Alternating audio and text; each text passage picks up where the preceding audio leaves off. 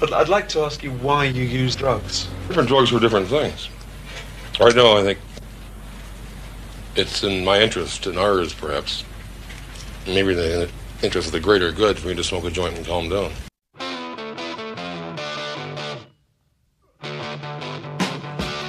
To the extent money can help in meeting the problem of dangerous drugs, it will be available.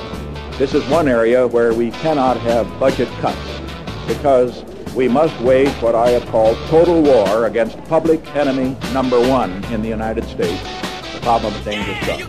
Well, that's the problem also in environments where drugs are illegal, where psychedelic drugs, marijuana, where those things that you want, they're illegal. And when you buy them, you have to be in contact with people who are willing to risk going to jail to sell you this shit. But that's the annoying thing, yeah, because, you know, you hear, listen, marijuana is a gateway drug. You start smoking marijuana, you're going to have a heroin needle hanging out your arm by Christmas. Marijuana is not a gateway drug. Drug dealers are gateway drugs. And when a kid can't go to a store that solely sells marijuana and goes to a dope dealer in some trailer in North Carolina, like where I used to go, the guy's like, hey boy, you want to try some, get an 8-ball on top of that, it's great, Coke. And then the next thing you know, you're like, oh sure, why not, I'll try some Coke, I'll try some meth. That's one way of looking at it, but I could see that someone who's curious and tries marijuana would eventually be curious and try meth, or, you know, if they have friends that are dumb, it's very possible. If you do meth, I know this person, you are a fucking moron. You are a fucking moron, but what if you're dumb, and what if you're young, and what if you have a friend who just did meth, and he's like, it was crazy, it was wild, I thought you'd get hooked. No, I'm fine.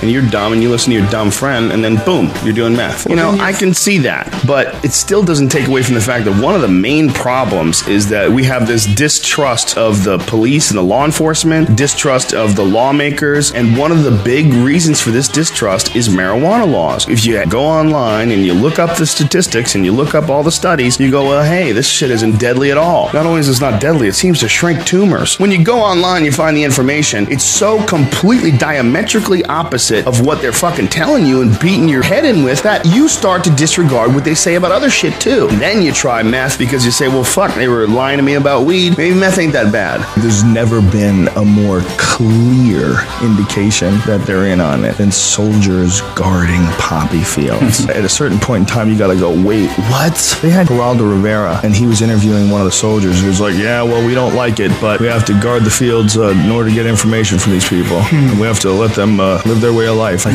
what are you talking about, son? Are you really telling me you're letting people grow heroin and you guys are guarding it? But that's it. That's all. You don't have any financial stake in it. And they're over there with machine guns guarding poppy fields. For who? By who? Against who? Excuse me? What the fuck is going on? We don't know. Where's the money going? Someone's getting paid, you fuck. I wonder if weed is going to be legal in 10 years. I mean, I would like to think it would be, but honestly, I'm not sure, because if you go back to like the 1970s, Hunter S. Thompson was giving speeches at universities and shit, and they were talking about legalization of marijuana, and, you know, he's like, oh, it's inevitable. Maybe a decade. That's what he said. Like, maybe a decade. Maybe no. Maybe never, man. In all the shit we know now, the fact that it's illegal now is absolutely preposterous. There's no reason for them to be protecting us from it. You have to be bought and paid by the pharmaceutical companies. That's the only logical reason.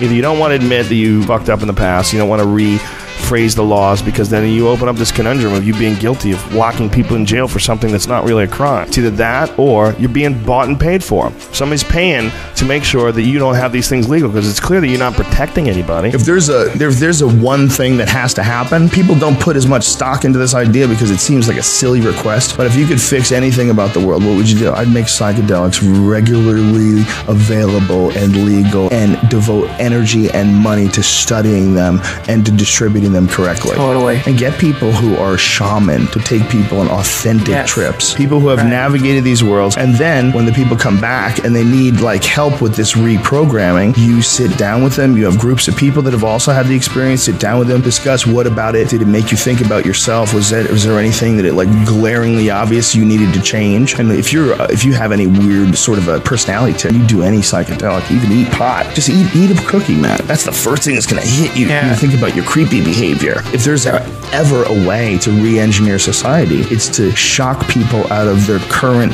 pattern of behavior that they find almost unavoidable. We have to figure out a way to blast people out of those.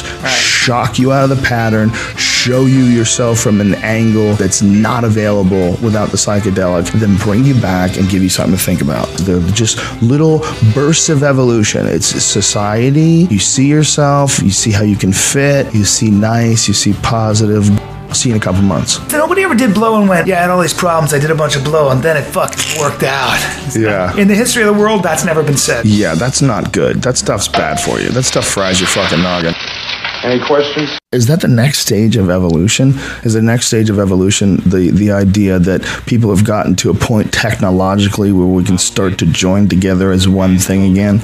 You know what I'm saying? Like that there had to be a certain peak of competition to get us to a point where we have created some really boundary dissolving technology. And when that point happens, then through that very technology, as in the internet, people slowly start to assimilate to some level of understanding and awareness that wasn't previously achieved because there was this constant state of competition to try to get to that technological point. There's a law or rule or an ethic to the universe, and that's that things keep getting more and more complex. Things don't seem to simplify. Right. Nothing in our lifetime does, at least. Nothing that we can observe over the course of the life of the Earth does. From the Earth cooling to the Earth developing single-celled organisms to multi-celled organisms and flowering plant life after the Yucatan crater. I mean, everything just keeps getting more and more and more and more complex to the invention, of course, of electronics. And that's where things have gotten really particularly bizarre.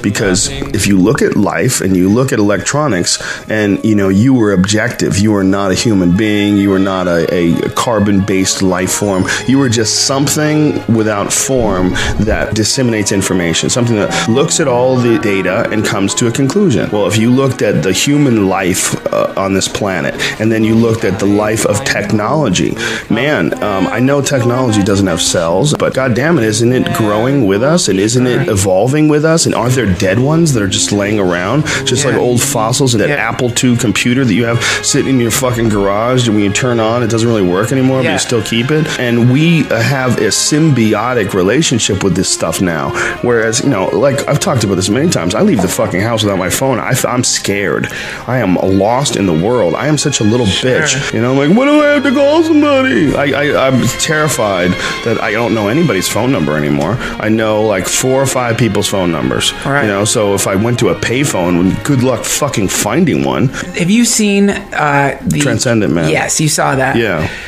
Which is incredible. Amazing. It's Kurzweil. Ray Kurzweil, they call him a futurist, and he's responsible for many, many patents. He's a brilliant, brilliant man. He is a huge proponent of the idea of the technological singularity. And the idea behind that is that one day artificial intelligence is going to literally and virtually come alive, and we're going to merge with it somehow. We are either going to be downloaded into computers, or consciousness is going to be replicated and indistinguishable from our current consciousness, and that will be downloaded into computers. And though our biological body will die, our electronic signal that is our consciousness that has been recreated, like, you will copy your mind, you will copy your soul, consciousness, like your soul. Yeah.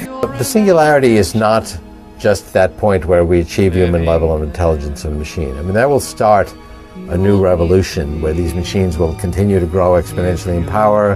They'll be able to actually improve their own software design. By 2045, we'll have expanded the intelligence of our human-machine civilization 1 billion-fold. That will be a singularity. Life is almost completely connected to technology, and it's a very, very short time that this has happened. And that's where you run into a problem, because once you start getting to that state that you're talking about, we've been asked to believe a lot of stuff, kind of like you ask your kids to believe when they're growing up, and you do it to keep them safe. But eventually, your kid knows. We still have kings. We have kings and queens, and you're expecting people to keep believing this king is any more special than anyone else, and he's in the bloodline of some what? What are you talking about? I gotta keep playing this fucking masquerade party? It's like that kind of stuff where people are like, okay, so you're a president? Oh, I get it. Okay, so I guess I'm supposed to believe that there's a government, which is, 120 old men in a room. I'm supposed to believe they're the ones who know how to do everything, and that system's the right way. And it's like, I'm not sure if you really represent the real authority of the world, but how are you going to convince those old fucking drooling men shitting their pants, getting payoffs from the tobacco companies, writing bullshit laws? How are you going to, like, convince them, you know what? Do you guys mind going home? And we're going to get some young people in here because they understand the world. world. We do understand the world, but we don't understand the economic system. You know, when you read shit like Confessions of an Economic Hitman, and you see that we go only into countries that have massive natural resources that we want to stockpile and control, it makes you very skeptical about motivation. At what point do you go from looking at the world and seeing some fucked up shit going down? What point do you go from talking about this shit to actively trying to fight against it? We have a bot Congress. He said that Congress is in the pocket of corporations. Whether this is true or not, I don't know. But I did read, if you go to Boehner's Wikipedia page, it talks about one of his controversies around him. There was a big vote coming up against tobacco, and right before the vote happened, he went and passed out checks from Big Tobacco on the floor. He passed it out publicly. So that guy's bought. We have what's called a bot Congress. We have our leaders, many of them are in the pockets of the corporations. Their decisions aren't based on the will of the people. Their decisions are based on what's better for the corporations and the mega rich. And